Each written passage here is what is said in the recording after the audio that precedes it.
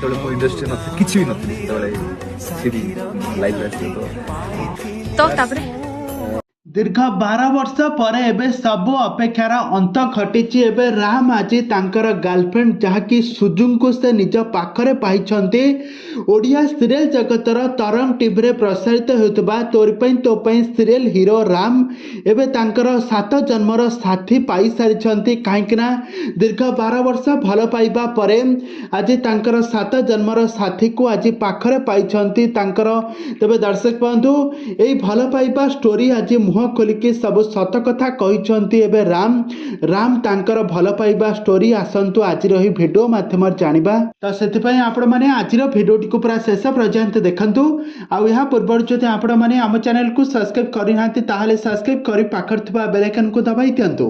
Odia serial जगत रे लोकप्रिय हीरो हासिल करथिबा सागर महांती से तोर पई तो पई सीरियल रे राम कैरेक्टर रे चिकिंग को सहित जबरदस्त एक्टिंग करथुले। सब बेले राम आ चिकिंग को बहुत सारा जोड़ा जाउथला और राम को सब बेले पचरा जाउथला कि तुम गर्लफ्रेंड किए, किंतु आज राम एबे समस्त मुह आज बंद कर देइछन्ते। आउ से तांकर 12 वर्षर भल पाइबा को से आज संपूर्ण होईची। तांको गर्लफ्रेंड आपण माने एठार देखि पारुथबे तांको स्त्री भाबरे से पाई सारछन्ती।